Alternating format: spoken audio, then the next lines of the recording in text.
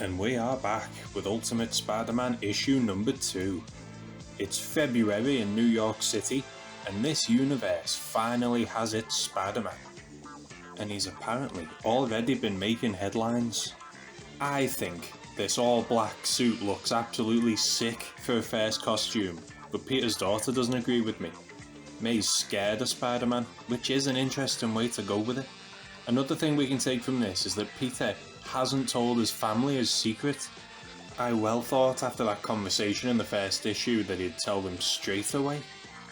Peter's been out practicing with his new powers, and so far he seems to have the usual gifts that Spider-Blood grants him. Strength, speed, wall crawling and agility, but I notice he doesn't mention the webs, so we still don't know if they're organic or not. Uncle Ben and J. Jonah Jameson after last issue left the Daily Bugle to start their own newspaper, or newspaper equivalent in 2024. And this here tells us that the attack we saw last issue on Wilson Fisk wasn't a one-time thing. Over the last few weeks there's been a few more assassination attempts on Fisk, who owns the Daily Bugle if you recall. And all of these attempts were by the Green Goblin. Yet, the Daily Bugle hasn't ran any story on it, instead focusing on the Spider-Man. And these old men plan to look into that because that is suspicious. Why wouldn't a newspaper run stories on its owner nearly getting killed unless he's got something to hide? Spider-Man poses an interesting question here. This is the life he was meant to live 2 decades ago, but he isn't the person who he was 2 decades ago. Can he let this new life interrupt his old one?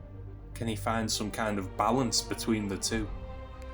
A question for later, because the Shocker is here, mate. Yes, the first supervillain that this Spider-Man's gonna meet is the Shocker, and I hope they treat him right in this. He's an underrated villain.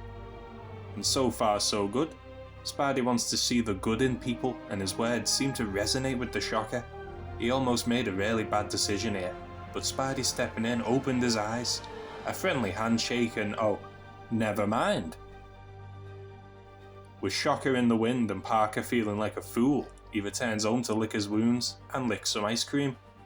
And Peter's secret identity is immediately discovered by his daughter. What's his costume made out of? I don't think it's symbiote, but it seems to retract on its own here. His daughter calms down a bit and they bond over the new shared secret. They'll tell Mary Jane and Richard later. They also speak about maybe getting Peter a less scary costume.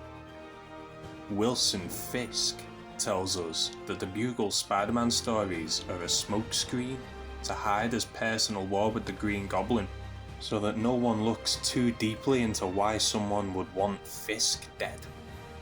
Wilson seems to serve this fella, Mr. Britain, who wants the Kingpin to prove Fisk is as tough as he claims he is, and end the Goblin's threat for good using the gifts Britain has given him. That night, Spider-Man again finds the Shocker making a withdrawal, but this version of Peter is so ready to try and find the good in anyone, he falls for the same trick twice. Shocker blasts Peter away and legs it in a humorous manner. What's he doing here? But who's this, watching from the shadows? The Green Goblin? But who does the vigilante goblin have his eye on? The bank-robbing, shock-blasting bandit? Or our friendly neighbourhood hero? Spider-Man's not been doing so spectacular these first few days, but thanks to his daughter's encouragement, he's not ready to give up just yet. To be continued. Another boss issue, and we finally get our first actual look at the new Ultimate Spider-Man. The art here was great throughout the whole thing, and I'm always up for some Shocker. His redesign looked good here with brighter yellow, and Peter's all-black suit is a good prototype. His daughter design and his logo is lovely, and I do like his whole relationship with Peter and May. I wasn't expecting to find out so soon, because I was expecting something like in that first Andrew Garfield film, where Spidey might try to save May and she doesn't trust him until he takes his mask off. But this is fine too, now she can help out.